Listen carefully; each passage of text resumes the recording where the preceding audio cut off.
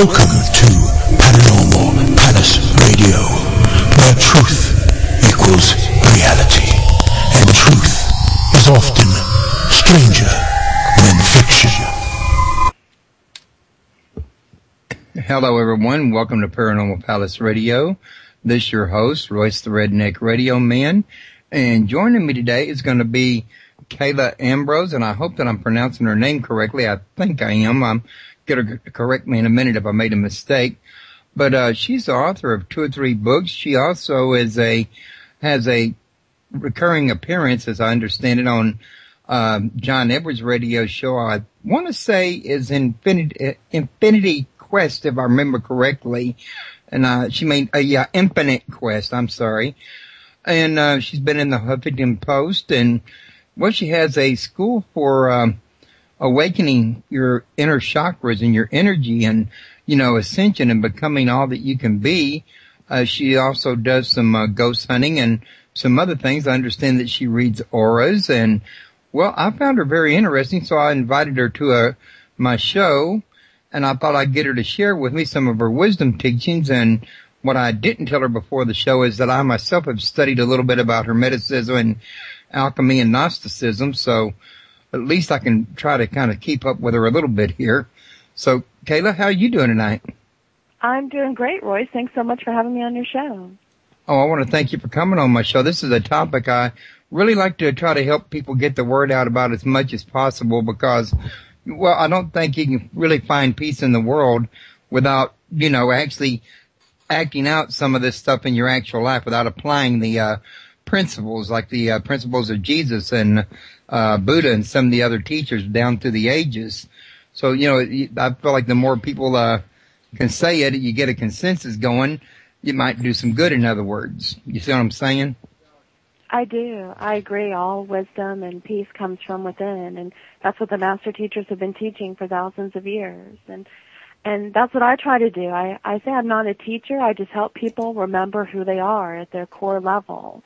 I believe that the knowledge, this ancient knowledge and wisdom, is timeless and universal, and it belongs to all of us. And deep inside, we all remember it, but sometimes we just need guides and little things to help us remember who we are and what abilities we really have and what creators we are as well. Right. Now, before we go into all that, though, real quick, why don't you tell everybody what led you down your particular path? Well, Royce, I was born this way, this lifetime. I believe in reincarnation, and I came back as a little girl really remembering a lot of past life adventures and lifetimes. And my parents would get calls from the library where I'd be there pulling out the books about ancient mythology and any books I could find on the paranormal, supernatural, or otherwise, and ancient history, and I would be rewriting the books and editing them and saying, that's not how it happened, this is how it was. And so they'd get calls saying, she's written on another book, you're going to have to buy this one too. So I ended up with a nice library when I was a little girl just from books that way. And I was very fortunate that I had parents that were understanding of that and understanding of my intuitive abilities, and it's something that runs in our family. Every couple generations, one of us pops out with this big mass of red hair and seeing things and bothering people ever since. And so I remembered these things and remembered teaching before in the mystery schools that I was connected with. And so I kind of hit the ground running this lifetime, remembering it and ready to go again. Well, that sounds like it was really quite a unique childhood. Did it pose any kind of difficulties for you in school? I was raised Catholic in the beginning, and I remember when I first, I saw auras as a child as well as being intuitive, and we were asked to color pictures. And so I would color the picture, but not just the person, like their dress, but the colors around them. And the nuns would say, that's wrong, you're coloring outside the lines, you've made a mess of your picture, and I would try to explain to them. And so I started to realize early on that they weren't seeing what I could see. And I would talk, there was one Monsignor there, a priest, who was very nice and would answer my questions, because I would want to talk about Mary and about the divine feminine in my own little childlike way. And he was very understanding of it. And I said, it's not just about having a garden for her. She needs to be up there too. Why don't we have girl priests? And so I was very precocious, and I'm sure I drove them crazy there. And it was funny, just with all of those things, you learn as a child, I guess, who you can talk with things about and who you can't. So yeah, I learned how to handle that. And then we moved a lot too, and I moved around a lot, lived in a lot of places in this country. And so you learn a lot about that and about people. And it was great because I was exposed to different cultures and different religions, and my parents let me study them all. I found them all fascinating. I wanted to understand every religion.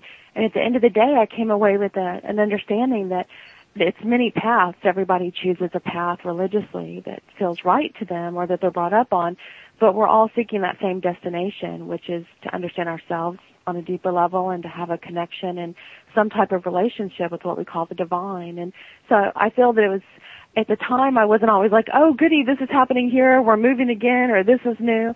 But when I look back at it now, it was really a blessing and taught me so much.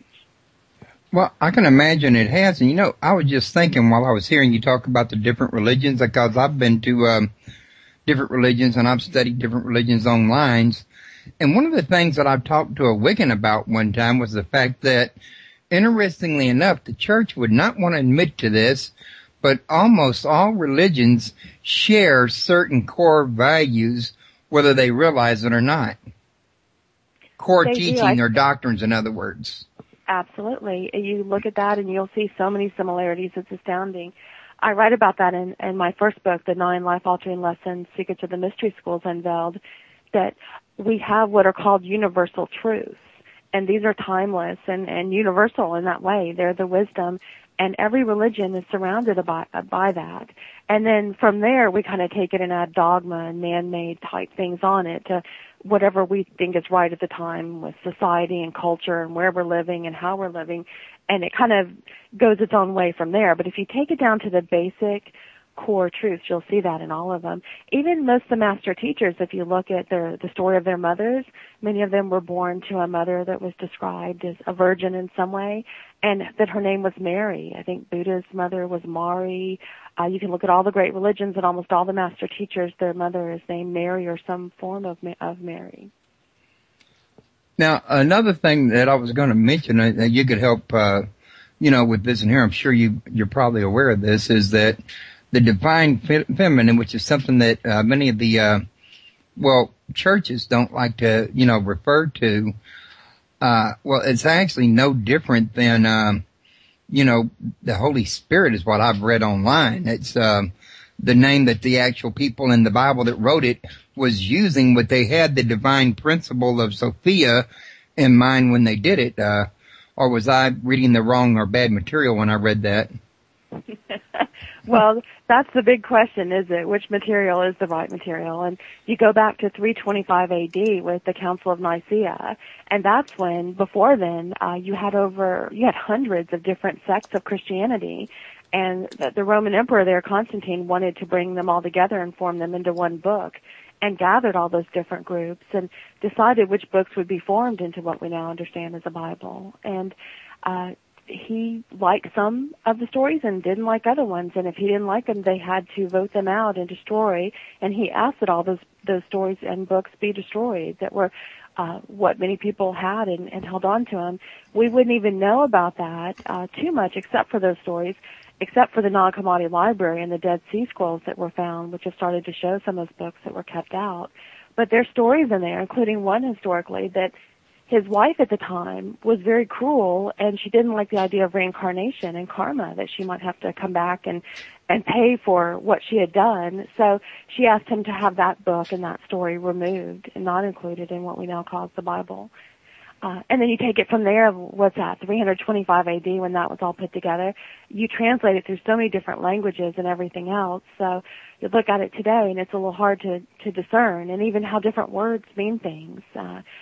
The word virgin at the time meant nothing to do actually with sexuality. It just meant a young girl, and there's so many different translations of that. So, and in the temples, it meant a woman that was studying esoteric teachings. So we could go on and on there about what's right about that. But as far as the divine feminine, we live in a world of duality. We have summer and winter. We have light and dark. We have hot and cold.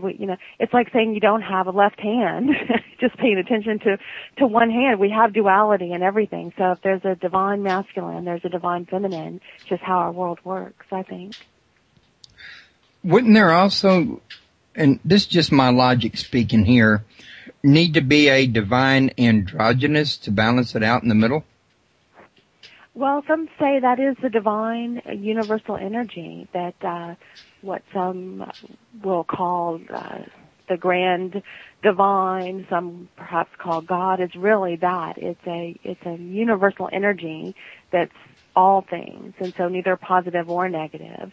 But it's here on Earth where we have the duality, and there's many theories like that when we go back into soul form, that we're both and all and none, and all of those things, rather than how we define ourselves here as male or female. Well, yeah, and the reason I really asked that, because when you were saying hot and cold, you know, the thought occurs to me that you have warm right in the middle. Night and day, you got dusk and dawn in the middle. You know, everything dual has a opposite pole, but a center, and the Buddha was the one that taught the center path, or the middle path, and this is the lines I was thinking along. I like that very much, yeah, what you're saying, and I think that has to do with balance as well in all things. And I don't really want to be hot or cold, but being, you know, nicely warm sounds good, or nicely cool, depending on what it's like outside. So I think we're all speaking that within ourselves, that balance between the two. But the only constant in life is change, as they say, and so we always change. The seasons change, we grow and age and change, and that's just part of the human condition here, what we go through.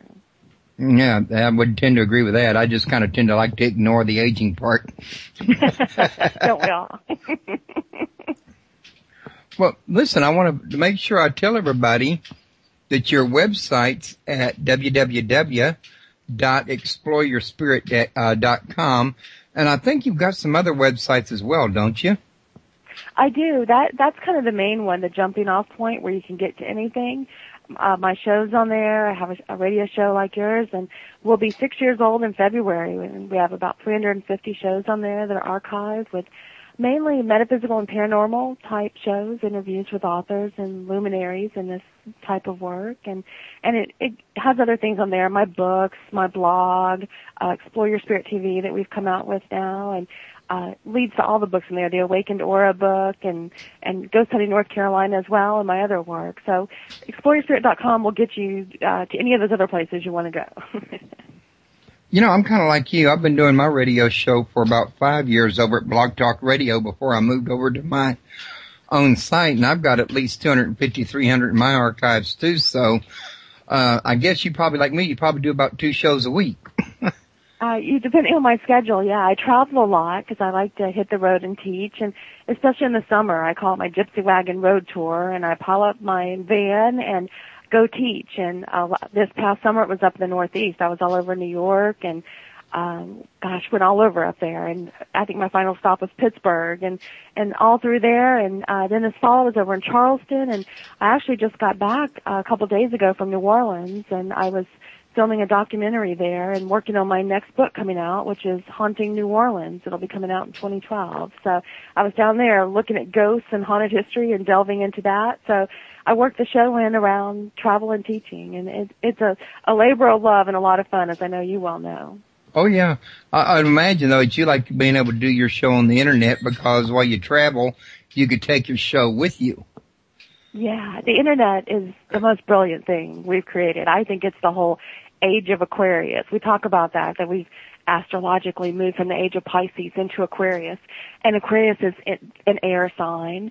And the symbol of Aquarius was the water bearer, that he was up in the heavens with the gods, and he was serving the gods, but he dipped the pitcher full of the inspirational water back down to earth to give enlightenment to humans. And so as we are in this age of Aquarius now that's coming, we're giving that enlightenment. And I really think the Internet is one of those ways where everything can travel in an instant, like it's through the air. It's so magnificent. And to me, it's really groundbreaking and evolutionary what we're able to do now with the Internet. There's no looking back. The way we're all connected, and time is almost an illusion at this point because things happen so instantly. And, you know, I'm old enough to remember no Internet and having no cell phones. So the way things move now is just so incredulous to the days. When I first started writing, I was a typewriter. Can't even imagine that now with, whiteout over my mistakes. So. Now you just delete. Exactly. So it's moving so quickly. It's so amazing. Yeah, the internet is fantastic, and I love it. It's a great way to share the show and for people to reach it like they do your show. People, any country, any place, anywhere, if they're on the net, they can find your show and listen to it anytime they want with the archives, which is great. Oh yeah, archives are just wonderful. I've really found out over the years that I get less people live and more people in the archives. I guess people just, well, they got their favorite TV shows or whatever they got going on. So what they like about these shows on the internet is they can listen to them at their leisure. Well, we say on Explore Your Spirit, it's the shows you want, when and where you want to listen to them. And that's what the internet provides, is it's all about choice, and it's on your time. And I don't even watch TV live anymore. I have a DVR that records the shows I like, and I use TiVo, and TiVo gets to know what shows I like and finds more, and it goes out there and works for me. And I love that. So when I'm in the mood to watch TV, it's there, and I'm not bound by anything anymore. I don't have to listen to a radio station at a certain time. I don't have to watch TV at a certain time. It's all my time now, when and where I want. And that's the power of what technology is doing for us today, is giving us that freedom to create and to build and to enjoy things when we want to. Yeah, and to do things on your terms, not a schedule's term, in other words, which I think is a wonderful thing.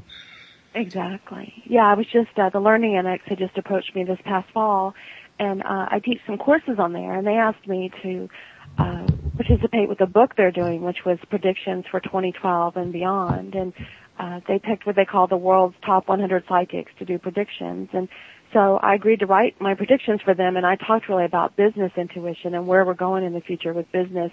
And we're going further and further into things being handled on the internet. I think education is the next big thing you'll see as well, where people will be able to study online and there won't be homeschooling to take on a whole new dimension. Yes, it will, and you'll be able to study with teachers and professors from around the world instead of just in one particular school. And I think we're also going to see that in medicine, where you can go see a local doctor, but if you want a second opinion, I think in the future, you'll be able to Skype in or whatever video process they use and meet with a doctor anywhere in the country, maybe one of the best physicians or specialists with whatever's bothering you. You'll be able to meet with him. He'll be able to have certain results and things sent over to him. They'll be able to monitor it, and you'll be able to have a video conference with a doctor, getting a second opinion with a specialist no matter where you live. And that's what another power of what's coming with the internet here, with business and medicine and education, I think. Yeah, I think it's got a lot of good things going down the pike as long as we keep the bad folks off of their bad ideas anyway. Well, that's been forever, hasn't it? We can look back in history and always see where no matter what it was, or whether it was the first wheel that was invented or fire or, onward, people will use it for good and some will use it for other purposes. And that's just part of what we have to deal with, but we can't let it, I don't think, stop us in our evolution. That's definitely true.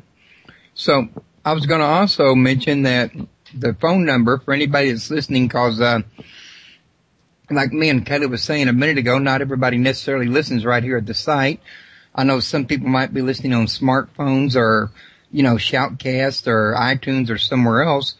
So just to remind everybody, the phone number here is 832-632-7904 if you want to call in and ask a question.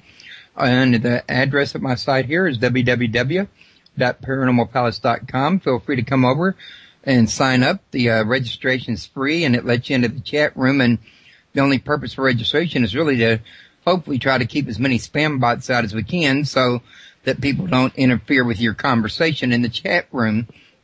So y'all feel free to come catch the show live and join the chat and ask questions in chat as well as calling in. And Kayla, I wanted to also ask you about your book about awakened aura. So you were telling me on the phone earlier now, have I understood you correctly, that you don't have to actually be in person to read an aura, or did I misunderstand that? No, I don't. You mentioned that I am part of John Edwards' program called Infinite Quest, and on there, I Skype in, and people that want to go to Infinite Quest and participate in the show there, they Skype in, and I'm looking at them over video, and I'm able to read their aura and their energy through video. So, but I've read auras for people on the phone as well. I can do both. I can see them in person, and I can also just tap into a person's energy field, no matter how far away they are. And sense their energy field and their aura and the energy bodies around it as well. So I do both. Also, I was going to mention to you that in the chat room, James was just saying, incidentally, I saw on TV a few years ago that doctors can use the internet to do surgery, then move robotic arms over the internet. I'm not sure how that works, but I'm not surprised. I'm not surprised either. You're going to see a lot more of it. Medicine's about to take a big leap with that. You're going to see where you'll be able to buy gadgets soon in your own home that you can do, where you can meet with the doctor through video, and the gadgets there will have like something you lay your hand on with a scanner, and it'll be able to take your pulse and your blood pressure and report all those things over the internet to your doctor no matter where he is. So soon you won't have to, when you're feeling sick, you won't have to go to a doctor's office and get sicker when you're sitting around with other people. You'll be able to do these things from home, and your doctor will be able to keep up with it. And you might make an appointment maybe for x-rays and things like that if you need, or to have blood drawn. But even that, I think you'll see, just like how diabetics have those little things for pricks of blood, you'll see that soon where it can prick it as well and analyze the blood on a little machine that eventually we'll be able to have in our homes. Okay. My wife happens to be in the chat room, and she was asking if you're doing any readings tonight. Oh, gosh. Well, I haven't You and me on didn't it, discuss it, and I know we didn't plan, but she asked, so I just thought I'd ask. Well, I can't do full readings in this time, but if someone has a direct question about something they want to know, I'll try to answer questions like that tonight. Okay, well, give her a minute to see if she types anything in there as far as a direct question goes. And while we're at it, waiting for that, why don't you tell me a little something about the book Awakened, or, I mean, is there a certain thing you do to be able to read an aura, or is this about actually making your aura what you want it to be, or what exactly does this book help us with? Well, Royce, I'm so excited about this book, and it's with Llewellyn Publishing, and I was so happy that they agreed to publish this book because I so respect them. They're such a wonderful publisher in this industry. And I went to them and said, okay, there's lots of books out about auras and colors and things like that. But what I explained to them is that I've been seeing auras since I was little, but in the past 10 years, I've watched people's auras change. And I mean dramatically change. I'm watching new patterns and structures form in the aura and changing around our bodies. And I really believe that we are in the midst of an evolution. And so the subtitle of the book, The Awakened Aura, is Experiencing the Evolution of Your Energy Body. And people have talked about, we're going to move out of this third dimension. We're going to move to the fourth and fifth dimension. And I was like, how can we do this? How can our physical bodies do this? But now I'm seeing these crystal-like structures being built around us made of light that I believe are really going to help our body shift and make that consciousness shift into the higher dimensions as well and help the physical body through it. And it's been so interesting. There's like cords that come from different parts of people's bodies, and I see it in the auric fields and how they connect. And then as I've studied this my whole life and watched the aura and been able to understand, I wanted to write a book about all of that, how your aura works, explain it, like how colors and foods and crystals and natural elements can help your aura, and also how you have different layers of the aura with the different fields. Like there's an emotional field and a mental field and spiritual fields and the physical field. And so what each one of these do and how they process it. And then I wanted to teach people how to see auras themselves, and not just see them in others, but in plants and trees, and how to detect the aura in buildings and energy that it holds. And we stress our aura fields out a lot. We can deplete them as well and damage them. So I really wanted to teach that, the ancient ways of how to repair and cleanse and energize your aura. And beyond that, how you can strengthen it and project it. You can make an auric field a powerful white light shield around your body that protects you from many things. Like if you work in a really negative place or you just need protection somewhere, you can create what's called almost psychic self-defense that you can put around your auric field. And then when you practice and get strong enough, you can put it around your car, your home, your family, and protect others. And we have so many gifts like this that are our divine right, and they've always been there for us, but no one's been teaching us these things. They used to be taught a long time ago, And, you know, we haven't been taught this in a long time, and that's what I'm trying to bring back, is to share that and show this is your birthright. This is an ability you have. There's nothing woo-woo about it. It's just part of who we are, and these auric fields are there to help us, and it's how we get information from the planes above. It's how it comes through. And many doctors now are saying that this is the future of energy medicine, is to understand this body-mind-spirit connection, how things move in through these fields before they come into the physical body. And I try to explain that as well, how you can have better health from it and connect. And it just goes on. I just kept going and going and going. I explained the evolution. I explained how to tap into the other side, how to see the guides in your auras, how to understand and see the aura in your children. If they're not communicating, you can still see what's going on with them, from babies when they're crying to teenagers that may not want to talk at the time, but you can see in their aura how they're really feeling. And basically a whole level of communication and evolution. And I tried to pour it all into one book as best I could. Well, from listening to you, I'd say you poured quite a bit in there, and quite a bit of it more. I mean, it sounded like some really important information. Now, my wife, though, was saying, forget about what she was saying on the aura, because what she had in mind was past lives, but she changed her mind, and she wants to know what is her aura and what does it mean? Does she mean like what is an aura in general, or she's wanting to know colors of her aura? I believe she meant that in general. Okay, well, in general, the aura is the energetic field around your body. So we have an essence where we are a soul, and there's a soul that's inside the physical body. And then what's called the spirit is that spark, that energy that gives us life. From the moment we're born and we take that first breath and we begin to have life on our own, there's a spirit, there's a connectedness there. And that energy glows around us. And in ancient times, artists used to paint this. They would paint halos around enlightened beings, showing their aura, that it was golden and enlightened. And they've tried to show that eminence, that light energy that emits from us. So we have different layers of the aura, and the first layer is called the etheric layer, and that's the spirit. It's our battery. It's a spark that makes us alive. And when we die, that spark closes, and there's no more life in the body. There's no light in the eyes. There's no animation. That's what the etheric body does in the aura.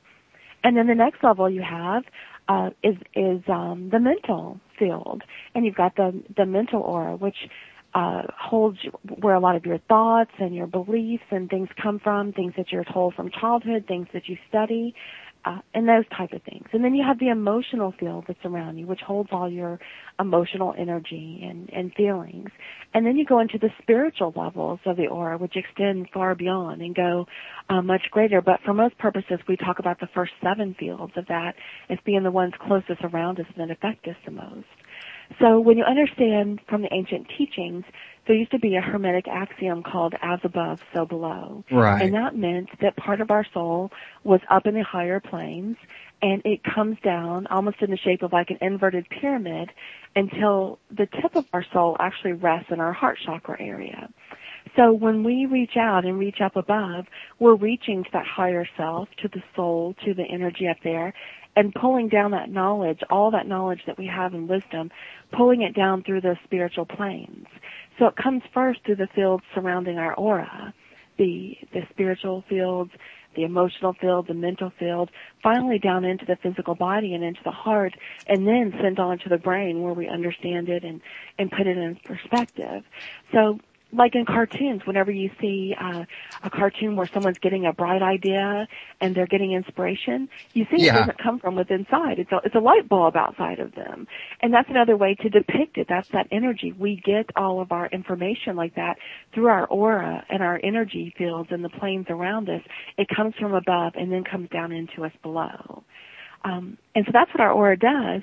And it also then stores energy. So whatever we think about or feel, it stays in those auric bodies around us. And so the colors reflect that. Our energy, how strong our energy is, what we harmonize with most. If, someone says there's a dark cloud around you, it's almost like they're seeing your aura. They're seeing that negative energy building up in a dark cloud. Or they might say you have a sunny disposition, and they're seeing the glow around you. We describe it in so many ways.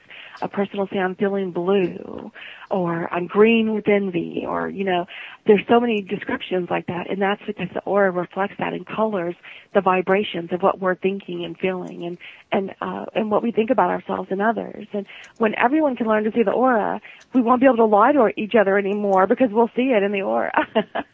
Maybe I believe things like it is. I'm kind of fond of my life. No, I'm just kidding. But in a nutshell, that's kind of what the aura does. And so there's a lot of belief in the medical industry now that if we can see what we're manifesting in these outward planes, that we could see what's happening, whether there's something like dis-ease, if we were to make it 2 words, like dis-ease, like uncomfortableness, if we're uneasy about something, that it can form first in the energy bodies and in the aura.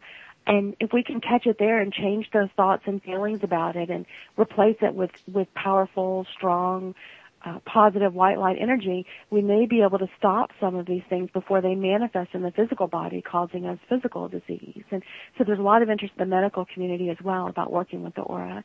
And probably the most famous person who ever talked about auras was Edgar Cayce, and he did a lot of work with auras. And the most famous story with him was he saw auras everywhere with people. And one day he was up in a high-rise in a meeting, and the elevator opened, and he went to get on, but everyone standing in the elevator, he couldn't see their auras. And it shocked him so much that he couldn't see anyone's aura that he stepped back, just trying to figure it out, and the door shut.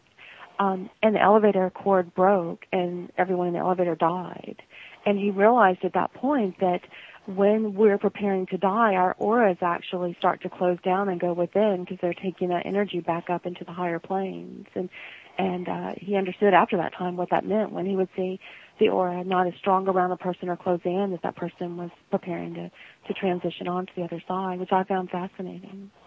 Sounds like it. Sounds really fascinating and in depth. I was going to mention that while you were covering that, a call came in, and well, I went ahead and picked it up because after so many rings, the answering service gets it, and I didn't want to miss it, so I hope you don't mind. Caller, you're on the air. Yes, sir. I just wanted to share with your guest an interesting experience that happened to me. When I was in college, me and this girl that sit next to one another, we were looking at each other's eyes, and we both fell in love at the same moment. And I looked down at my arm and at my chest, and all I saw was like a gold aura surrounding my body. And I looked over at her, and she had the same gold aura. I thought that was pretty interesting. That was one of the first times I've ever seen auras. Actually, in fact, I only saw one other aura besides that, and I thought that was pretty interesting. If I hadn't known what I was looking at, maybe I might have gotten scared or something, or thought kind of weird. It was kind of weird, but I automatically knew what it was because I was doing studies in witchcraft and psychic ability and stuff at the time. So anyway, what can you tell me about the gold aura color? What does it mean exactly? Anyway, I'll get off the air now so somebody else can call if they want to. So bye. Okay, thanks a lot. That sounded like one of my regular listeners, James. He sometimes calls in. I think he meant for you to go ahead and just answer it live on the air, in other words. Sure, my pleasure. And James, if that's you, thanks for calling. I appreciate your interest. Gold is one of the most beautiful colors in the aura, and it shows the higher energies. My grandfather, who saw auras, and when he passed, he told us that when he came back to look for him in a gold light, that's where he would be. It's the highest level of love, and it's what the masters are often shown in with the gold. And when you're experiencing a moment of just pure bliss or pure love, it's very common to see the gold like that. I'm not surprised to hear that it was a moment where you both were falling in love when that happened. There's so many teachings about that. When I lived in Hawaii, the teachings there are called the Huna teachings, and they talk about the moment when you fall in love and the cord that extends. And there's a cord that extends from one heart chakra to another, and those become what we describe as the ties that bind. And when something comes so purely, and freely from the heart chakras, like when you're falling in love. The colors are so brilliant like that and so beautiful because they are just so pure. And those chords are what I was describing about in my new book that I see expanding. They're growing. They've always been there. That's why when we have relationships, those chords get so strong. And when you're together with someone for a long time, whether you're married to them in a love, relationship, whichever, those chords get stronger and stronger the more energy that goes back and forth. That's why even if we decide to end a relationship like a divorce, it takes its time and it's hard because those chords have been there for a long time and we feel connected. And it's why when we're happily together for a long time, we can finish each other's sentences or know what the other person's thinking without them having to say. And those chords, we become more like one, connected to each other. So this is growing and expanding even deeper on the heart chakra, and that's what I'm seeing evolve. And expanding out to others as well. It's like our heart chakras are opening like this plant, and these little tendrils of cords are coming out and just connecting with everyone in a very loving way. And we've understood this in the past. They used to tell mothers, it's time to cut the cord, meaning the umbilical cord with the child when it was time for them to leave the nest. And that was an old wise woman way of saying that, understanding energetically those cords and having to loosen up on them. And so it's amazing how we connect like that. And that's why when we're with someone, and especially when we're intimate with someone, we create cords there that attach as well and stay for a long time. And that's what the old wise women used to try to explain about the sacredness of lovemaking. It's that to understand that you are connecting there in so many deep ways with cords connecting and forming a bond in that way. And so to make sure that when you share that energy, that it is such a precious gift. And it wasn't, they weren't the ones talking about that you had to be married. They weren't Victorian in that way. They were fine even back in the old Celtic days of just being together because you loved each other and were fond for each other.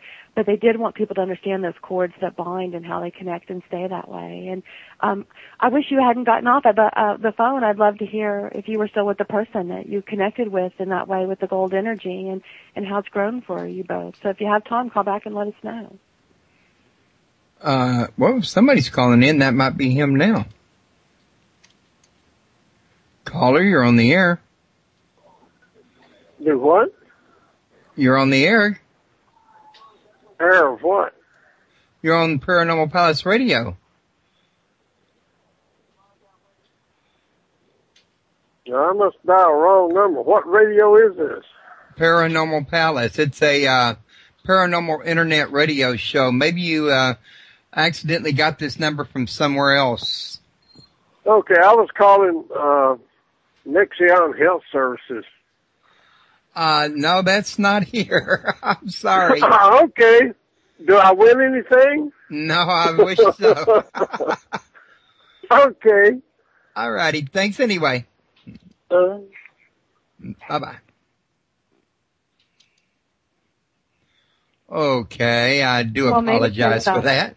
Maybe his higher self was reaching out, trying to learn about the aura and health, and he didn't even know at the time. Hey, you never can tell about something like that. I've seen Stranger. But synchronicity. That's what they say. Actually, I've seen it. But moving on, I was going to say, let's talk about the 9 life-altering lessons, and what can you tell us about that book?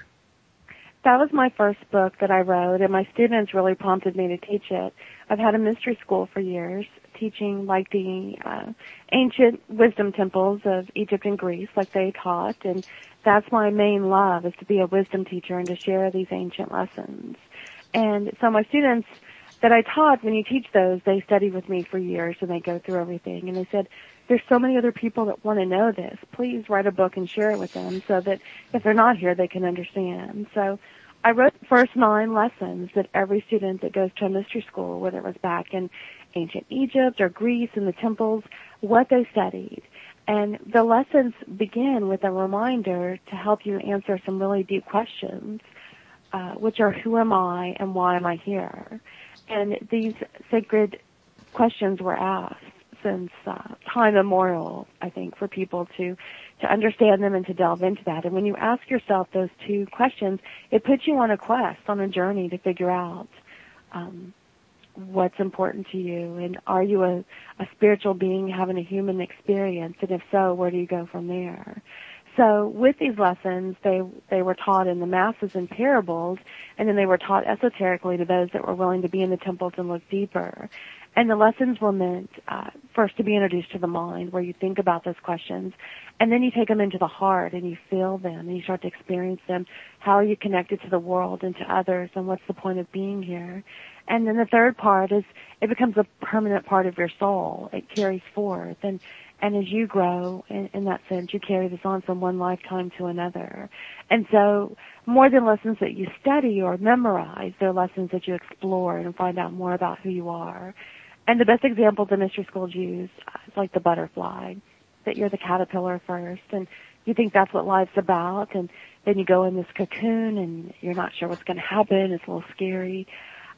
And then at the end of it, it's this beautiful change into a butterfly, into a beautiful, colorful life that you didn't even know existed at the time. And that's what the lessons are about. They're helping the soul remember and reawaken to who they are on that level. And it's my joy to teach them. It's my favorite thing.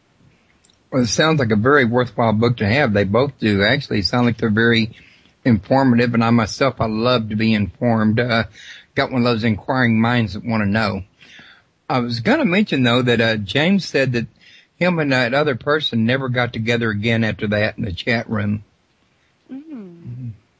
Well, I would say then they definitely had a past life connection, because love that connects like that on that level usually doesn't just come from a chance encounter. So whether they stayed together for any amount of time or just connected at that one moment with that, there is something there deep within them. And many people have experiences like that, where you meet someone and you feel that deep connection, but for one reason or another, you go your separate ways and you don't stay together. But if he's got that strong of a connection with that person that he did, he could probably send out a signal and think about that person strong enough, and if he did, they would probably recognize that soul call and try to find him and contact him, even if it's been years ago. Okay. And last but never the least, we got this last book I was going to get you to share with them about ghost hunting in North Carolina. Is this a book about all the favorite haunted hot spots in North Carolina? It is. A publisher asked me if I would write the book, and they do a book about each of the 50 states. So there's one there. Eventually there'll be a book about all states, and it's called America's Haunted Road Trip. And they have certain requirements for the book. One is that it has to be publicly accessible. So when you read the book, it's a place you can go ghost hunt and explore. And so it's not the same as other books where it's like maybe a haunted house or something that someone is private residence. These are actually publicly accessible haunted sites with maps and travel information, so you can go there and explore for yourself. So I decided to do it because it's a little different than the other things I'm teaching, which are more metaphysical, and this is definitely more paranormal.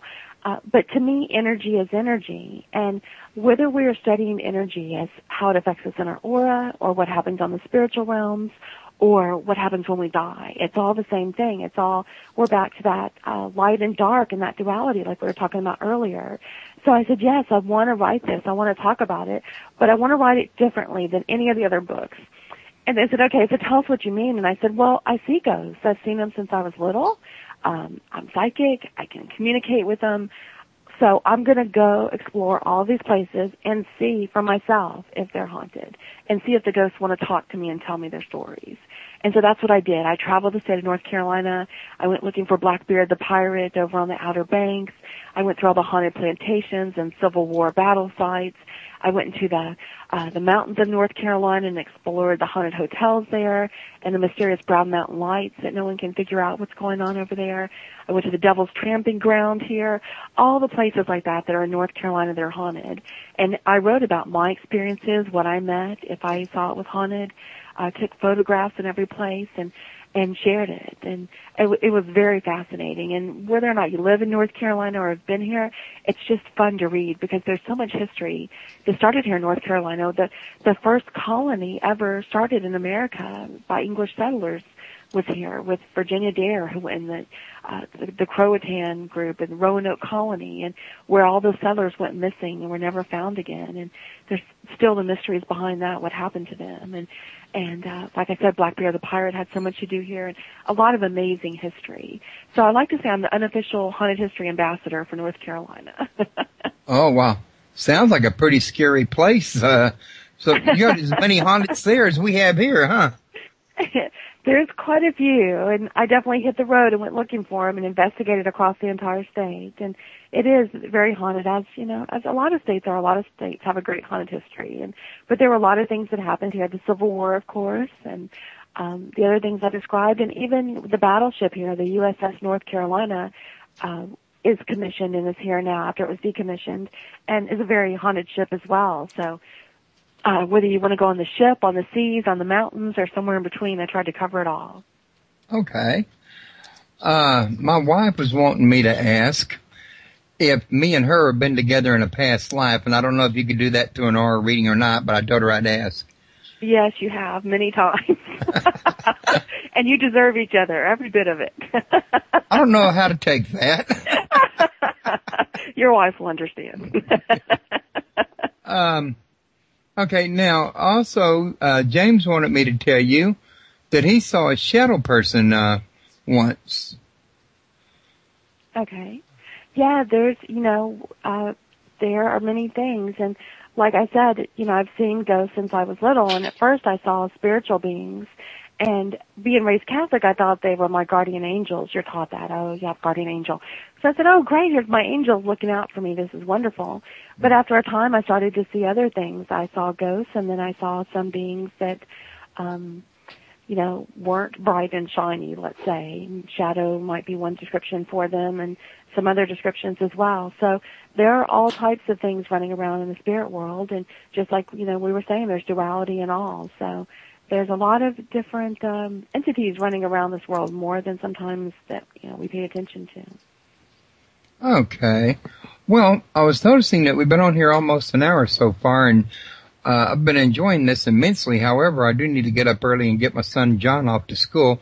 Last one's still at school. The other two are grown.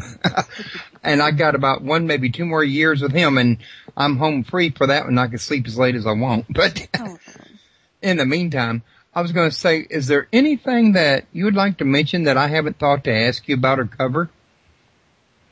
Just that I know things are so tough right now, economically, politically. Every day we wake up and it seems like something else is just imploding around us in the world.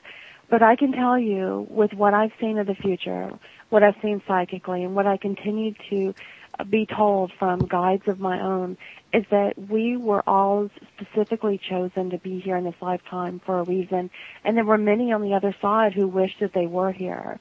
We're actually in one of the biggest evolutions and one of the greatest transformations to come here on the earth plane, and when we get through this, it's going to be truly what they call a golden age. So please just remember that.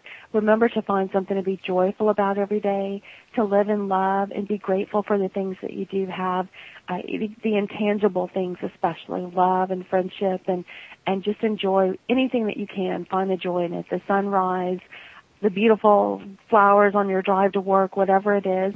Keep that in your heart and remain strong, because we're going through these tough times because we're about to have a rebirth and have something really special here.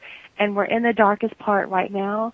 I really think we have about 4 more years of just really tough times, so about through 2016. And then things are really, really going to be wonderful.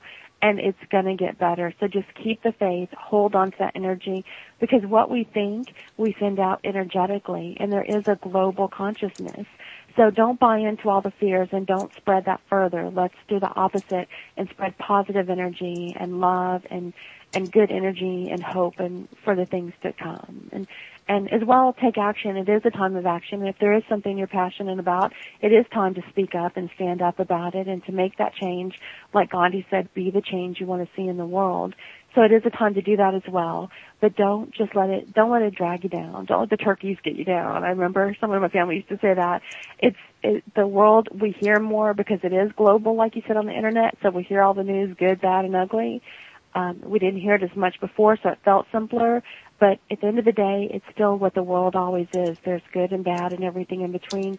So be the force of good. I would agree. Always be the force of good. I'm all for that. Okay. Thanks so much, Royce. I really appreciate the time being on your show tonight, and to everyone out there listening, and for those of you to come in the future to listen on the archives here. Time has no boundaries, so whether you're listening to us today or a year from today, just sending you loving, warm energy and appreciating you all. And don't forget, folks, you can get to her website and let me come to that again. I had it right underneath her picture here, www.exploreyourspirit.com. And from there, she has links to everything else, including her books and CDs. And you can also get them at Amazon, which is where I found Kayla at to begin with. And I'm glad I did. And in addition to this, if you look right underneath the show description, you'll see that I've got one of those little Amazon slideshows with all her books and CDs in it. And I'm going to be moving that tomorrow to the archives to make room for the next show that's coming up live. But it will be in the archive along with this show, her description, everything you need to know, the link to her site and all, so that y'all can find it very easily. Kayla, I really enjoyed having you here, and I'd love to have you come back again in the future if you'd like to. My pleasure, Royce, anytime. And all the best to you and your wife and your beautiful family, and happy holidays. And to close, just to tell you and your wife that the image I keep seeing the strongest about you two were Vikings, that you were a Viking husband and wife in the past. So. Well, that would explain my warrior nature when I was younger. There you go. When I was younger, I'm older now. But, all right, thanks. I appreciate that. I really do. And let me see where I'm at right here real quick. It's like 9 minutes till, so I guess we can go ahead and pull a wrap on this one here. But it's really been very interesting. I've really enjoyed having you here. And thank you very much, and we'll see you again later. I have your email, and if you don't mind, I'd like to stay in touch. Of course, yes, absolutely. All righty, well, you have a good one. Thanks, you too. Good night. Good night. Okay, everybody. Let me find my place here real quick like. I wanted to tell y'all to remember to come back again this coming Saturday, I believe it is. Let me look at, December the 10th. And I'm supposed to have a man named Mike Matter.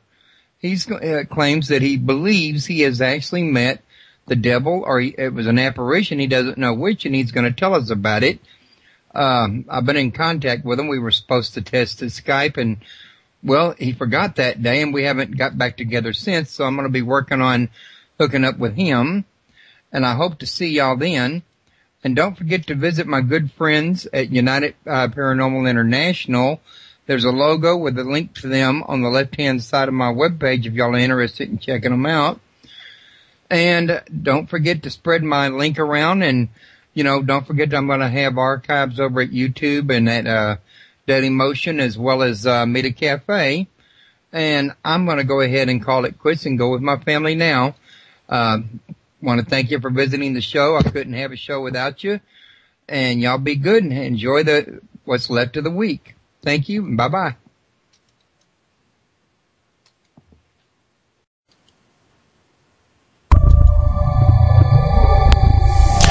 Welcome to Paranormal Palace Radio, where truth equals reality, and truth is often stranger than fiction. Hello, everyone. Welcome to Paranormal Palace Radio. This is your host, Royce the Redneck Radio Man. And joining me today is going to be Kayla Ambrose, and I hope that I'm pronouncing her name correctly. I think I am. I'm going to correct me in a minute if I made a mistake. But she's the author of 2 or 3 books. She also has a recurring appearance, as I understand it, on John Edwards' radio show. I want to say is Infinity Quest, if I remember correctly. And she made Infinite Quest, I'm sorry. And she's been in the Huffington Post, and she has a school for awakening your parents would get calls from the library where I'd be there pulling out the books about ancient mythology and any books I could find on the paranormal, supernatural, or otherwise. and ancient history, and I would be rewriting the books and editing them and saying, that's not how it happened, this is how it was. And so they'd get calls saying, she's written on another book, you're going to have to buy this one too. So I ended up with a nice library when I was a little girl just from books that way.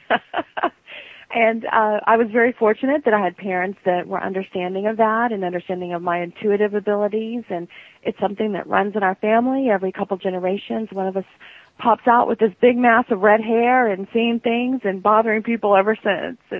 And so I remembered these things and remembered teaching before in the mystery schools that I was connected with, and so I kind of hit the ground running this lifetime, remembering it and ready to go again. Well, that sounds like it was really quite a unique childhood. Did it pose any kind of difficulties for you in school?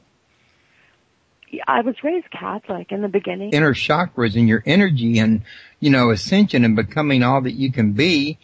She also does some ghost hunting and some other things. I understand that she reads auras, and, well, I found her very interesting, so I invited her to my show, and I thought I'd get her to share with me some of her wisdom teachings. And what I didn't tell her before the show is that I myself have studied a little bit about Hermeticism and alchemy and Gnosticism, so at least I can try to kind of keep up with her a little bit here. So, Kayla, how are you doing tonight? I'm doing great, Royce. Thanks so much for having me on your show. Oh, I want to thank you for coming on my show. This is a topic I really like to try to help people get the word out about as much as possible because, well, I don't think you can really find peace in the world without, actually acting out some of this stuff in your actual life, without applying the principles, like the principles of Jesus and Buddha and some of the other teachers down through the ages. So, I feel like the more people can say it, you get a consensus going, you might do some good, in other words. You see what I'm saying? I do. I agree. All wisdom and peace comes from within, and that's what the master teachers have been teaching for thousands of years. And that's what I try to do. I say I'm not a teacher. I just help people remember who they are at their core level.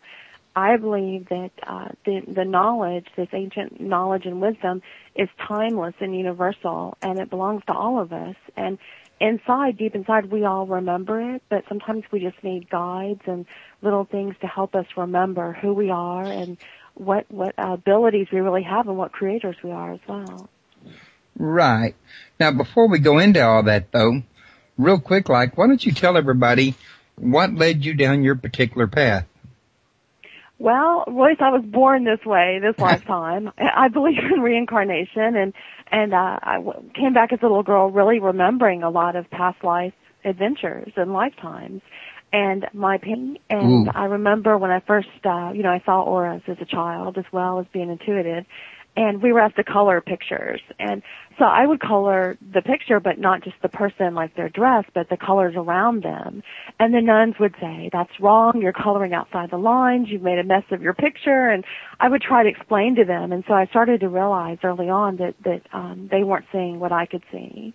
And I would talk, there was one Monsignor there, a priest, who was very nice and would answer my questions, because I would want to talk about Mary and about the divine feminine in my own little childlike way. And he was very understanding of it. And I said, it's not just about having a garden for her. She needs to be up there too. Why don't we have girl priests? And so I was very precocious, and I'm sure I drove them crazy there. And it was funny just with all of those things, you learn as a child, I guess, who you can talk with things about and who you can't. So yeah, I learned how to handle that. And then we moved a lot too, and I moved around a lot.